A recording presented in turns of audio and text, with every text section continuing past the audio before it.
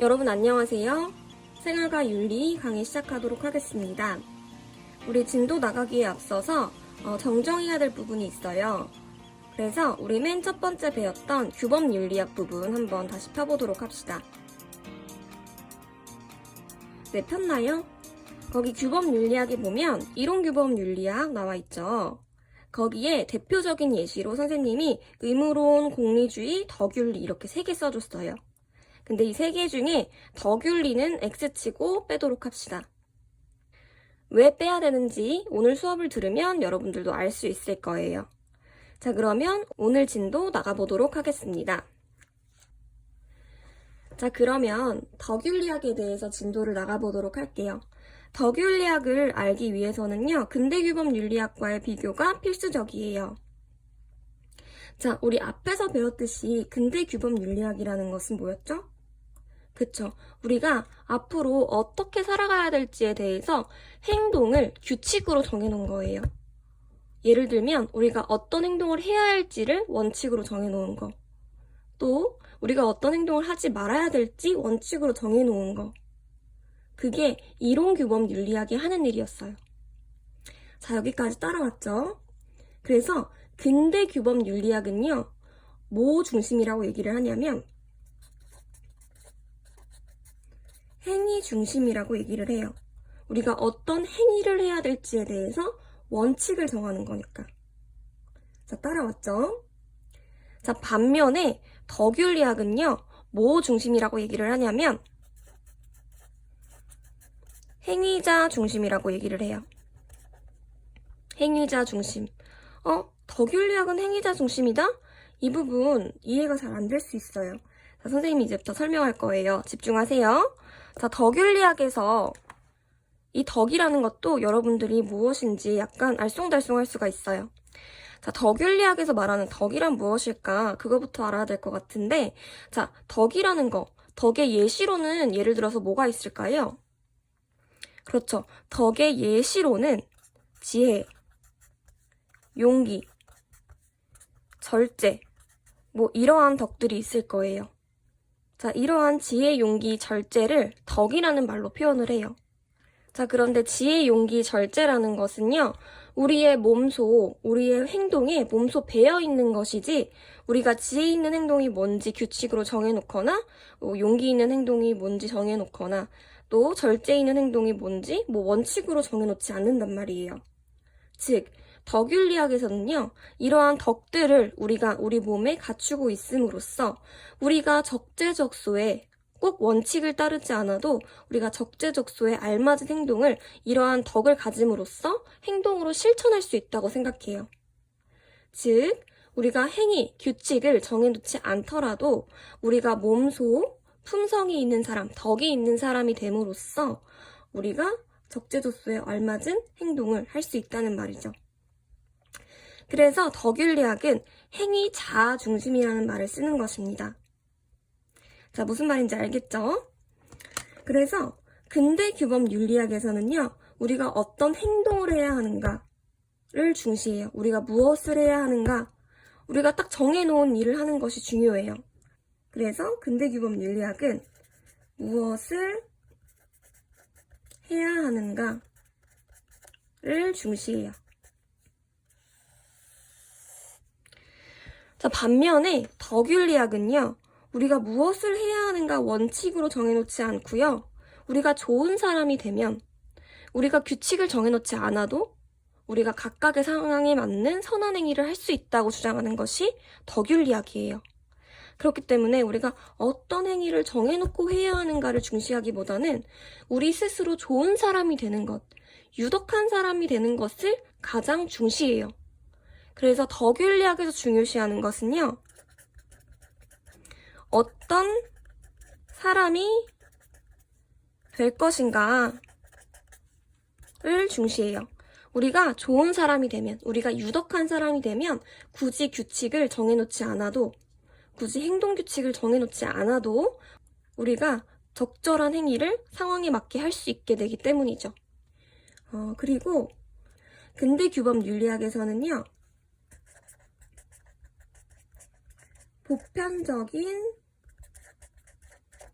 행위 원리를 중시해요.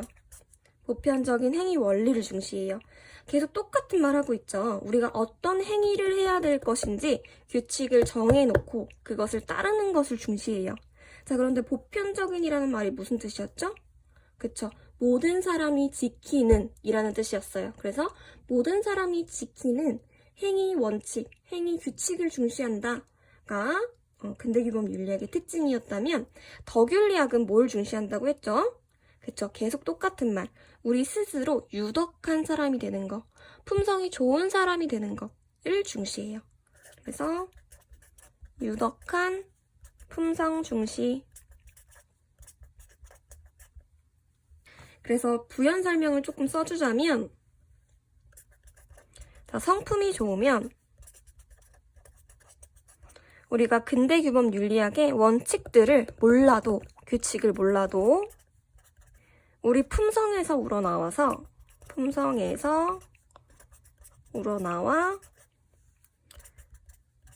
각각의 상황에 맞는 선한 행위를 할 수 있어요. 선한 행위 할 수 있음. 자, 무슨 말인지 알겠죠? 자, 그래서 우리 앞에서 살펴봤듯이 보편적인 행위 원리를 중시하는 규범 윤리학의 대표적인 예시로 누가 있었죠? 그쵸. 칸트의 의무주의나 공리주의를 들 수 있었던 거예요. 칸트나 공리주의. 자, 여러분, 칸트는 보편적인 행위 원리를 중시했다. 우리 앞에서 칸트 배우고 와서 우리 대답할 수 있어요. 칸트는 보편적인 행위 원리 뭘 제시했죠? 이성이 알려주는, 그렇죠, 보편적인 도덕 법칙을 이야기했어요. 도덕 법칙. 자, 말 나왔으니까 한번 복습 다시 해볼게요. 칸트는 이 사람에게 이성과 감정이 두 가지가 동시에 있다고 생각했어요. 그래서 이성이 도덕 법칙을 수립하면 우리가 그것을 행동으로 실천할 수 있어요. 그런데 우리는 감정을 가진 인간이기 때문에 그 도덕 법칙을 이성이 알려주면 고지것대로 행동으로 표출하기보다는 자꾸 감정과 욕구에 방해를 받아요.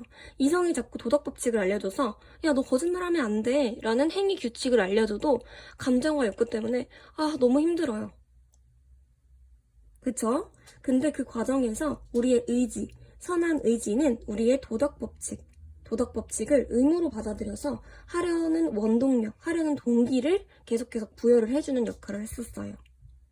그래서 이성이 도덕 법칙을 알려주면 우리는 감정과 욕구의 방해를 계속 받지만 선한 의지가 있기 때문에 도덕 법칙이 다소 강제성이 있는 것처럼 느껴져도 의무로서 받아들여서 우리가 도덕적인 행위를 할 수 있다라고 했었어요.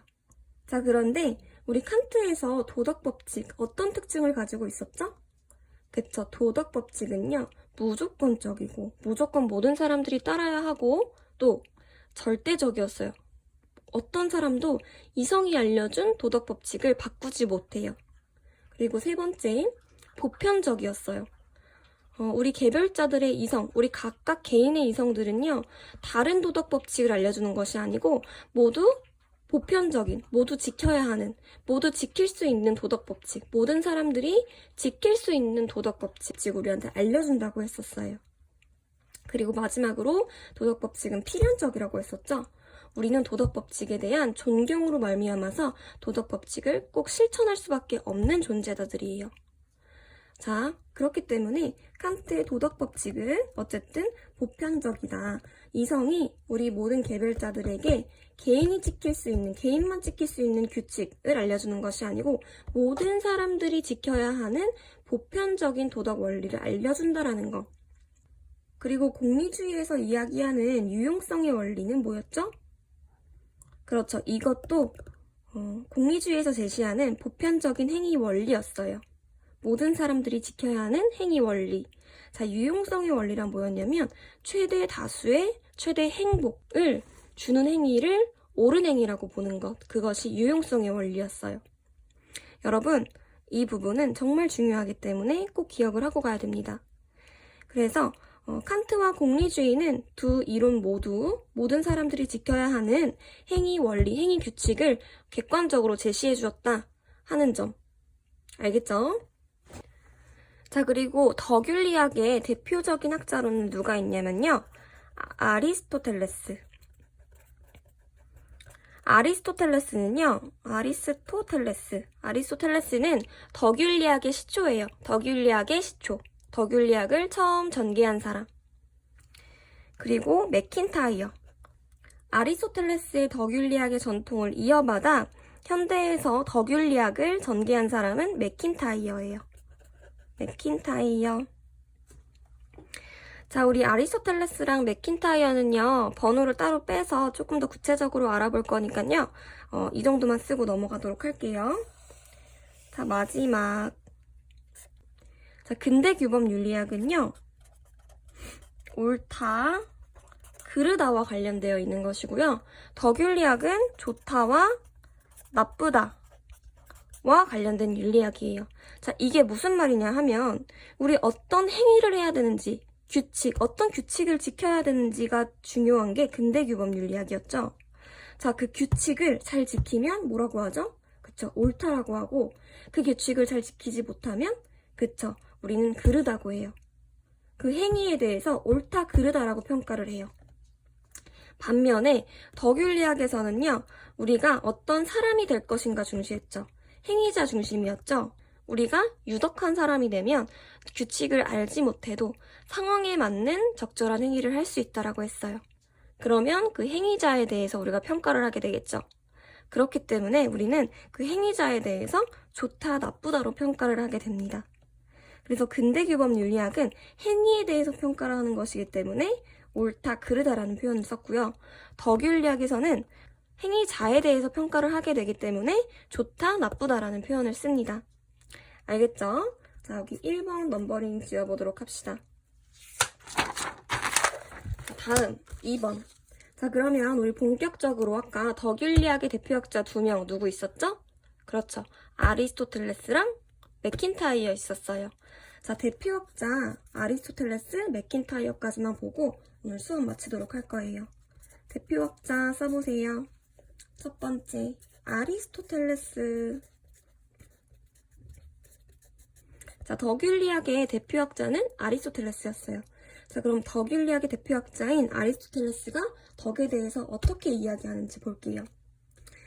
자, 아리스토텔레스는요, 덕을 크게 2가지 종류로 나눴어요. 첫 번째는요, 지성적 덕.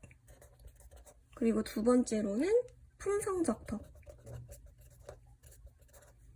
이렇게 2가지 덕으로 나뉘었어요. 자, 이렇게 쓰니까 여러분들 아직 잘 이해 안 될 거예요. 예를 들어줄게요. 자, 지성적 덕의 예시로는 뭐가 있냐면요. 철학적 지혜, 실천적 지혜와 같은 것들이 있어요. 자, 여러분 생각해 보세요. 지혜란 뭐죠? 그쵸, 우리 머리, 정신의 활동을 얘기하는 거예요. 우리 머리가 하는 거. 자, 그래서 지성적인 덕은요, 우리가 육체적으로 행동으로 표출한다기보다는 정신의 활동이라고 할 수 있어요. 정신의 활동. 자, 그래서 이 철학적 지혜는 뭘 이야기하는 거냐면요, 쉽게 얘기해서 우리가 철학을 하는데 필요한 지혜인 거예요. 그리고 실천적 지혜도 쉽게 풀이하면 우리가 도덕적인 행동을 실천하기 위한 지혜인 거예요. 우리 도덕적인 행위를 하기 전에 머리로 생각을 하죠. 어떻게 해야 될까? 이 상황에서 어떻게 행동을 해야 될까? 어떤 실천을 해야 될지에 대해서 일단 머리로 생각을 해요. 그래서 그것을 실천적 지혜라고 하는 거예요. 자, 그러면 이 지성적인 덕은 어떻게 형성이 된다고 할 수 있을까요? 우리가 육체로서 뭔가 열심히 실천을 하면 생기는 건가요? 아니면 우리의 정신의 활동으로서 우리가 공부를 열심히 하고 교육을 열심히 받고 하면 생기는 걸까요? 그렇죠. 지성적인 덕이라는 것은 정신의 활동이기 때문에 교육을 통해 형성될 수 있어요. 교육 통해 형성. 알겠죠? 자, 2번째로는요. 품성적인 덕이라는 것은 뭐냐면 예를 들어서 용기나 절제와 같은 덕들이 있어요. 자, 용기나 절제 같은 덕들은요, 우리의 정신의 활동이라기보다는 우리가 용기 있는 행동을 직접 실천함으로써, 그리고 절제 있는 행동을 직접 몸소 실천함으로써 길러지는 것들이에요. 그래서 품성이라는 단어를 썼어요. 우리 몸에 배어있는 품성적인 덕의 예시로 용기와 절제가 있는 거예요. 자, 그래서 품성적인 덕은 어떻게 형성될 수 있을까요? 그렇죠. 우리가 용기 있는 사람이 되고 싶으면 용기 있는 행동을 반복적으로 실천해야 돼요.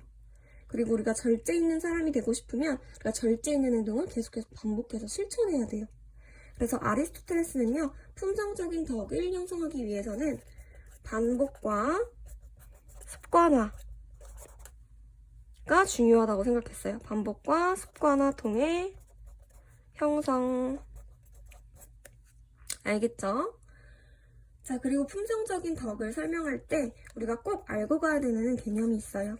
그게 뭐냐면 중용이라는 개념이에요. 자, 여러분, 중용이 뭐냐면요. 우리 용기라는 덕을 예시로 한번 설명을 해볼게요. 자, 용기라는 덕은요. 너무 지나치게 용기가 많으면 어떻게 되죠? 그쵸? 용기가 지나치게 많은 사람을 보고 아, 저 사람 되게 무모하다, 무모한 사람이다 라고 얘기를 해요. 반면에 용기가 지나치게 없는 사람을 보고 우리는 뭐라고 하죠? 그쵸? 아, 저 사람 진짜 비겁하다, 비겁한 사람이다 라고 얘기를 해요. 이해됐죠? 자, 이렇게 중용이라는 것은요, 너무 모자라지도, 비겁하게 모자라지도, 너무 지나치게도 무모하지도 않게 딱 중간을 선택하는 품성 상태를 얘기해요. 중용이라는 것은 쉽게 얘기해서 중간을 선택하는 거예요.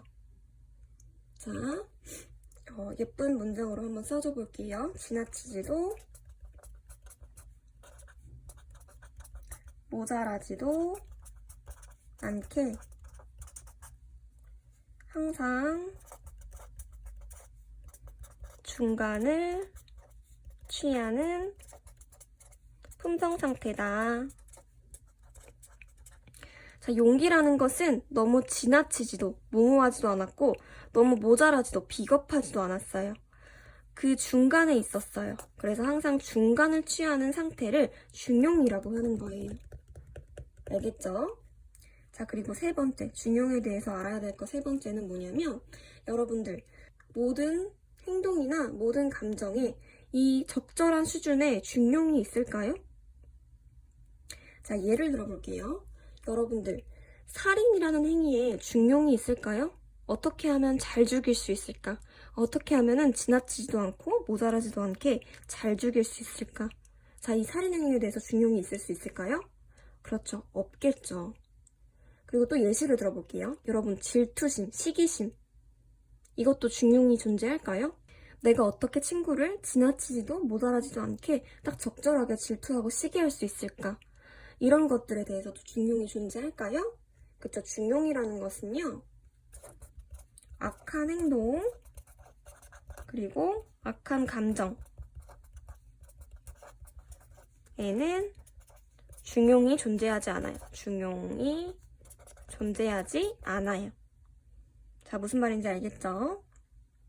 그리고 중용의 마지막 특징 뭐냐면 중용이라는 것은 중간을 취하는 품성 상태라고 했죠. 그렇다고 해서 예를 들어서 0과 10이 있다고 해볼게요. 중용은 딱 이 5, 딱 중간을 선택하는 게 중용일까요? 아니에요. 여러분, 예를 들어서 용기는 무모함에 더 가까운 것 같아요? 아니면 비겁함에 더 가까운 것 같아요?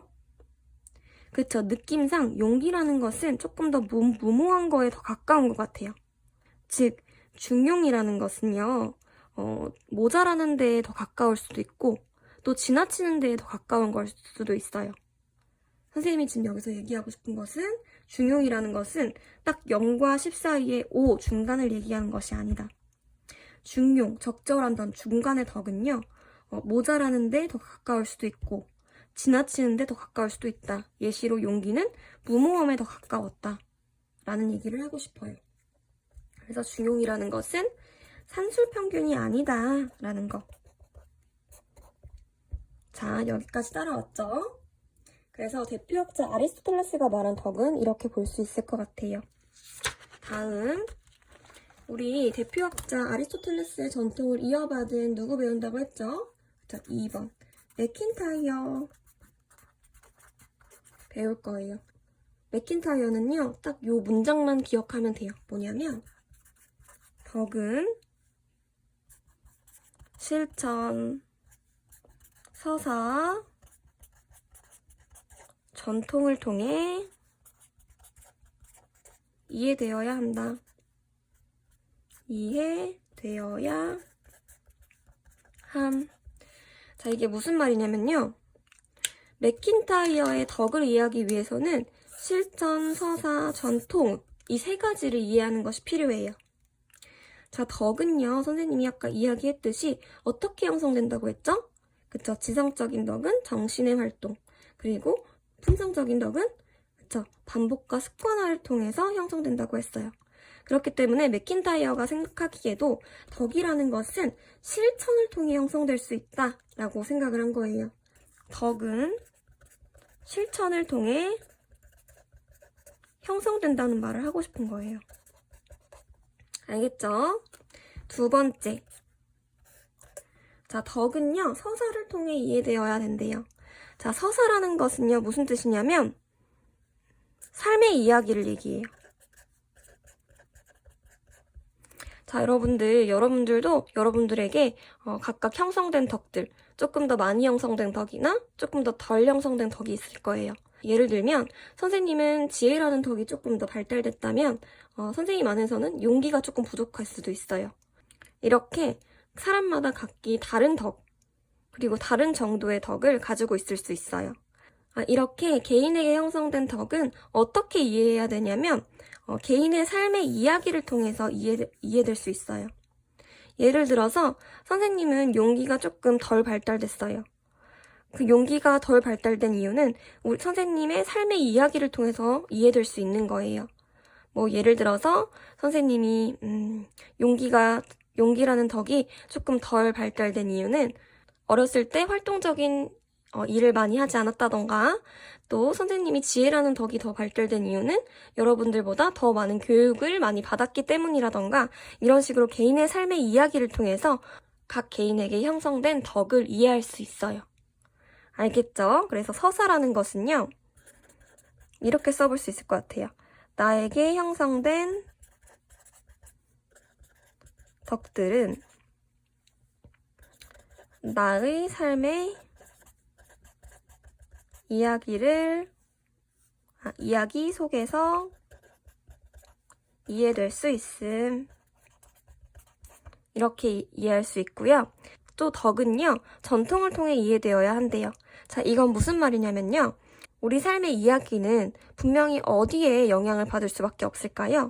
그쵸? 우리가 살고 있는 공동체의 영향을 받을 수밖에 없을 거예요. 이게 무슨 말이냐면 선생님이 만약에 한국에 살지 않고 미국에 살았다면 선생님은 지금 선생님이 가지고 있는 성향보다 더 개방적인 성향으로 컸을 수도 있어요. 덕이라는 것도 선생님이 용기의 덕을 더 많이 가질 수 있었을 수도 있어요. 외국에선 상대적으로 개방적이고 활발한 문화가 많으니까요. 여러분들이 갖게 된 덕들은요, 공동체의 분위기에 영향을 많이 받는 거예요. 그래서 우리의 품성, 즉 덕, 품성은 덕이라고 바꿔 쓸 수 있어요. 우리의 품성, 덕은 전통의 영향을 받음, 이렇게 말할 수 있어요. 그래서 맥킨타이어가 생각했을 때는 덕은 실천, 서사, 전통이라는 키워드를 통해서 이해될 수 있다. 자, 실천이라는 것은 덕은 실천을 통해서 형성된다. 서사라는 것은 우리 안에 형성된 덕들은 나의 삶의 이야기 속에서 이해될 수 있다라는 거고, 전통이라는 것은 우리 삶의 이야기는 우리의 전통, 우리의 공동체의 영향을 받기 때문에 우리 안에 형성된 덕은 당연히 전통의 영향을 받는다라는 점까지 이해를 하면 됩니다. 자, 여러분 이해했죠? 오늘도 수고 너무 많았습니다. 우리 앞으로 이론적인 부분, 이제 배려윤리랑 하버마스, 그리고 직업윤리, 요 세 가지, 요나스까지, 요 네 가지만 더 하면요, 어려운 건 끝나요. 그러니까 여러분 너무 어렵더라도 앞으로 4시간만 조금 더 열심히 하면 이제 뒷부분에서는 너무너무 쉬워요. 생활과 윤리가 굉장히 쉬운 과목으로 선택자들이 많죠. 선택자들이 많은 이유는 쉬워서예요.